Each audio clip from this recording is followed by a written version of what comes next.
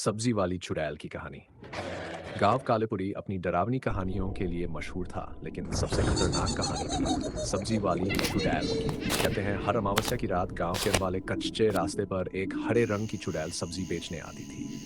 उसकी सब्जियां दिखने में ताजी और चमकदार होती थी, लेकिन गांव के लोग जानते थे कि जो कोई भी उससे सब्जी लेता वह दोबारा कभी नहीं दिखाई देता। डर के मारे लोगों ने उस रास्ते पर जाना ही छोड़ दिया था। लेकिन नीलू गांव की एक बहादुर लड़की, उसे लगता था कि ये सब सिर्फ अफवाहें हैं। उसने ठान लिया कि वह एक दिन उस चुड़ैल से खुद मिलेगी और सच्चाई का पता लगाएगी। अमावस्या की रात नीलू चुपके से अपने घर से निकलती है और उसी डरावने रास्ते की ओर चल पड़ती है। जैसे ही वहां पहुंचती है, एक ठंडी हवा चलने लगती है और सामने उसे एक ताजी सब्जियों से भरा टोकरी दिखाई देता है। टोकरी के पीछे खड़ी थी वही हरे रंग की चुड़ैल, लंबा कद, बिखरे बाल और आंखों में अजीब चमक। नीलू डरते हुए उसके पास जाती है और पूछती है, दादी, सब्जी कैसी दी?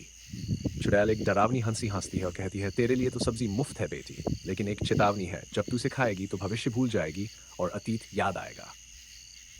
नीलू को कुछ समझ नहीं आता, लेकिन वह कुछ सब्जियां लेकर घर चली जाती है। अगले दिन वह सब्जी पकाकर खाती है और फिर सो जाती है। तभी उसे अजीब सपने आने लगते हैं।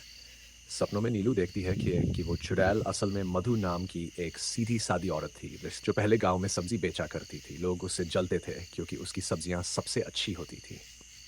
एक दिन कुछ लोगों ने उस पर जादू टोने का झूठा इल्जाम लगाकर उसे मार डाला। अब नीलू को सब समझ आ जाता है। वह दौड़ती हुई गांव वालों के पास जाती है और सब कुछ बता देती है। गांव वाले पछताते हैं और मधु की आत्मा की शांति के लिए पूजा करवाते हैं, उससे माफी मांगते हैं। उस दिन के बाद वह टोकरी और सब्जी वाली चुड़ैल गांव में कभी नहीं दिखाई दी।